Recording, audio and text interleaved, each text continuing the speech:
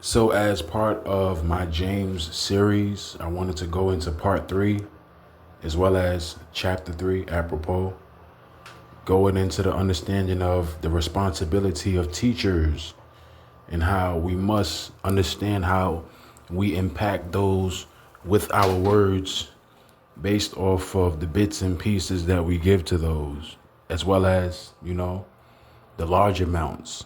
It's just all about being responsible and understanding what we're teaching people and what you're being elucidated by if you're on the other end. So this is verse 1 in James chapter 3, where it says, "My brethren, be not many masters, knowing that we shall receive the greater condemnation." So be not many masters. What does that mean? Be not many masters, knowing that we shall receive the greater condemnation. So this is going into teaching.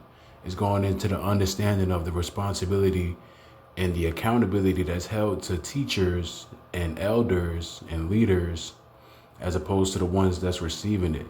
So the greater condemnation is fair because we're the ones that's held to a higher standard in regards to how we're supposed to lead people. And it's important for you to understand that if you're going to be a teacher, then, you have to be aware of what you're teaching and you have to be aware of what you impose on someone. So this is why it's important for us to acknowledge that we the ones that shall receive the greater condemnation because we're the ones that's influencing, we're the ones that's impacting and imposing, and we're trying to elucidate. So we should be wary and we should be mindful just when it comes to what we teach and, who we're influencing if we aspire to be teachers. For in many things we offend all. If any man offend not in word, the same is a perfect man, and able also to bridle the whole body. So when it says for in many things we offend all, it's just going into, what comes with being a teacher, the understanding of the polarization, the scrutiny. We offend all. You're not going to please everybody. As a person that's an influencer, you understand that you're not going to please everybody. Everybody is not going to agree with you. And that's all a part of it. So James 3 is just laying out, what's a part and what comes with the responsibility of a teacher or a leader or an elder, influencer, someone that's, like a guide. So when it continue on to say, the same is a perfect man and able also to bridle the whole body. We already understand bridle the whole body. Bridle, that's like equipment that's used for a horse. When you control, you control the trajectory, you control the horse, you control its direction. So this is like a metaphor for, teaching. You control the whole body based off of what you impact them with, what you tell them, what you're teaching them, what you're influencing them. And it's important for you to understand the metaphor because this is something that helps you just when it comes to, your life and what you're doing in regards to being a teacher or someone that's, in a leadership position.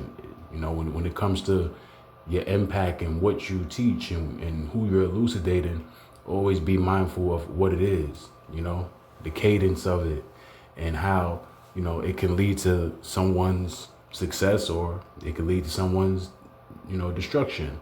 And when I say the cadence of it, I'm just talking about the timing.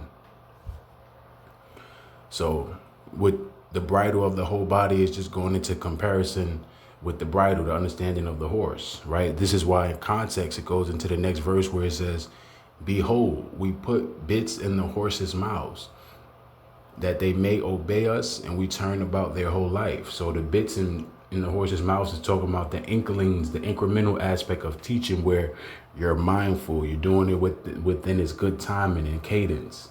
You're mindful of what you're teaching someone because you understand that you're the one that can lead them to, whatever they're going when it comes to their trajectory. So the direction is very, very important just based off of you understanding that it comes from you. And also you want to be able to, let this person know that you're teaching or let this body know, this group of people or what have you know that, it's all about being able to separate, differentiate, and understand different shades of gray and not put somebody on a pedestal because they're leading you or, they're your teacher. So it's very, very important to understand that we are held to a higher standard as teachers. We shall receive the greater condemnation. Let me just get a precept real quick. So this right here is Proverbs chapter 4 and verse 23, where it says, keep thy heart with all diligence, for out of it are the issues of life. So what does this mean? This means to guard your mind, to protect your mind. How do you protect your mind? Obviously, sobriety, as well as praying and, fasting and learning, gaining knowledge, so on and so forth. That's how you guard your mind. And, you keep the poison out of it. You keep certain energies away from you, right? Just so you won't, slip up and absorb that, where it's pretty much a thing of internalizing these things that turn you into something else. This is why it's important for you to guard your mind, guard your heart, aka guard your mind. And the second verse, it says, no, just continuing on, for out of it are the issues of life. So the issues of life is just talking about things that come from your mind in regards to what you say, so on and so forth. The things that come from the mind, what you say, your actions, it all stems from a thought.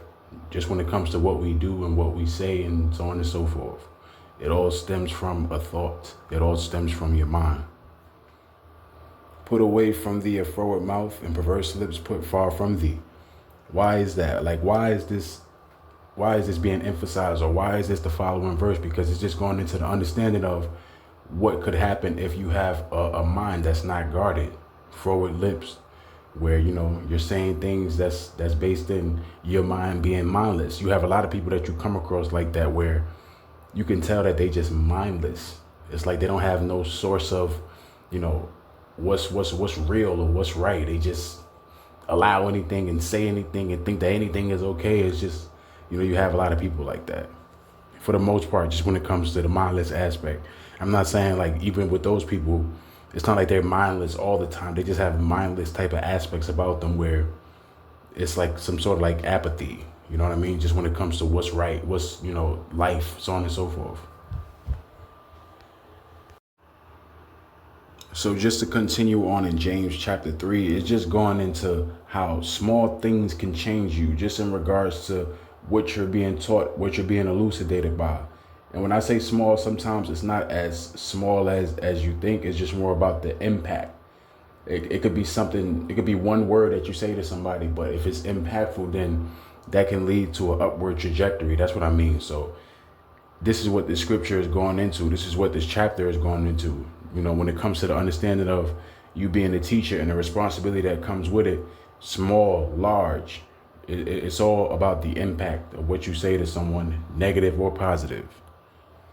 So behold, all the ships, which though they be so great, and are driven of fierce winds, yet are they turned about with a very small helm. With a very small helm are they turned about. It's just going into the metaphorical aspect of even as strong as you think you are, even as strong as you believe yourself to be, it can be something really, really small, or the smallest thing that falls by your wayside that can change or affect you, whether it be, based off of some sort of tragic event, and, it has something to do with something that stemmed from something small, or, anything, or, what you're just being taught, or what someone told you, what someone was able to elucidate you with. And for the most part, it may have been something that was, that led you to the down to the wrong path, because people can be elucidated with the wrong things, right?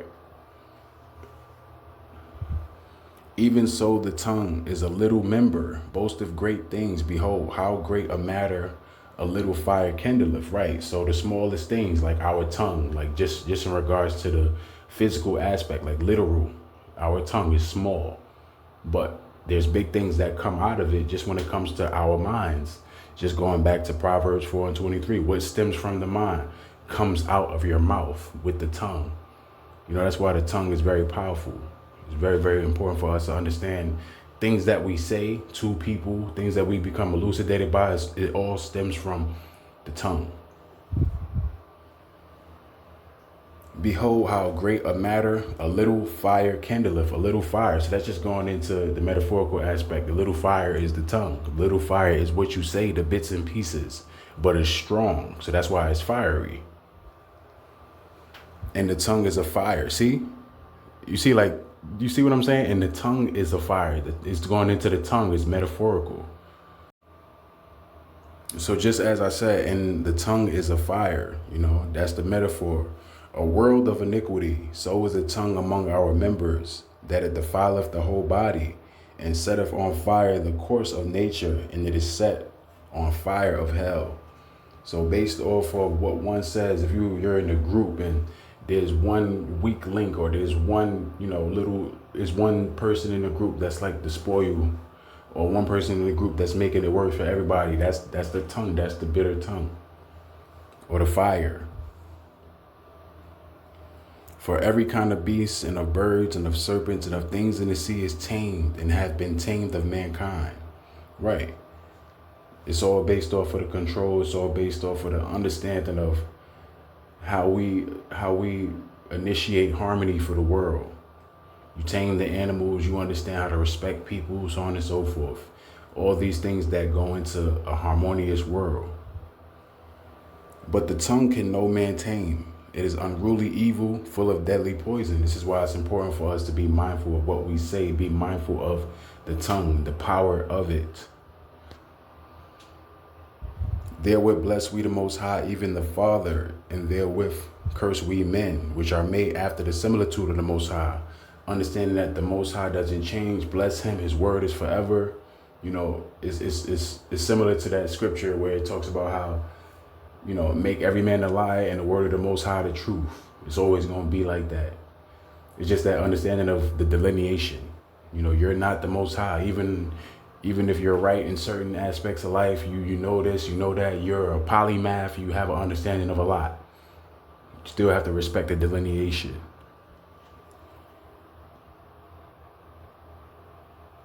Out of the same mouth proceeded blessings and cursings, my brethren. These things ought not so to be. Doth a fountain send forth at the same place sweet water and bitter? No. And when it comes to that understanding, you may have a certain situation where you're getting bad water and you're getting good water, but is that conventional? Is that something that's gonna, benefit you in the long run? Even in metaphorical terms, right? The important thing, or, the main thing that we grab from this is the understanding that we have to be on a straight gate of positivity, of what's pleasing to the Most High, especially, as a body. We have to be on a straight gate of what's positive, what's right, what's good. Doth a fountain send forth at the same place sweet water and bitter? Can the fig tree, my brethren, bear olive berries, either a vine, figs? So can no fountain both yield salt water and fresh. Who is a wise man and endued with knowledge among you? Let him shew out of a good conversation his works with meekness and of wisdom. Right, you want to do this with humility, especially when it comes to the strength in your wisdom, knowing that the Most High blessed you. You still want to walk in wisdom and walk in humility. Very, very important. So with the meekness, that's the humility. But if ye have bitter envying and strife in your hearts, glory not and lie not against the truth. Because those are the things that will push you to that. That's almost like blaspheming the Holy Ghost. When I say those are the things that will push you to that, I'm talking about the bitter envying and the strife in your minds, that ill will that you have. This wisdom descendeth not from above, but is earthly. These type of wisdoms are earthly. Just when it comes to this carnal aspect of ill will and malice and envying, these ain't of the Most High. These are people who are garnered by hate, garnered by envy and jealousy and insecurity, so on and so forth. This wisdom descendeth not from above, but is earthly, sensual, devilish. So if you're someone who's being taught the wrong things, you understand that you're ingratiating yourself with what's of this world. This is why James 4:4 tells you to be not of this world, right? This is not wisdom that comes from above. This is of this world.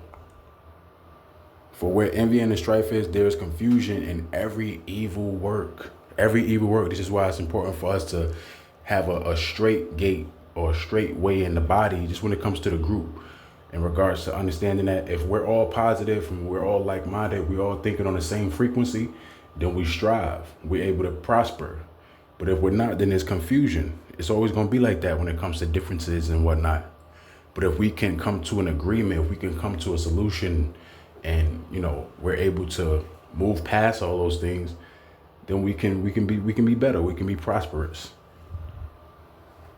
But the wisdom that is from above is first pure, then peaceable, gentle, and easy to be entreated, full of mercy and good fruits, without partiality and without hypocrisy. And when it comes to the partial aspect, it's just going into how this wisdom is given unto Israel as a whole. It's up to you to receive it. It's up to you to want to take heed to it, because the Most High said, many are called, but few are chosen. So a lot of us, we come in and we just fall out because it's not for us. But for the ones that, endure, we just got to keep on and maintain it. And the fruit of righteousness is sown in peace of them that make peace. This is what I'm going into. Like, it's very important for us to understand differences and envyings and strife. It's important for us to make peace. That's how we're able to prosper. That's how we're able to live a harmonious life. Peace. Right? So this is where, we come together. We probably commune, or we probably pray together, or we probably just talk, have good conversations. That's all healthy. That's all helpful. We laugh, smile, joke. It's all helpful. Peace. God bless you all. Shalom.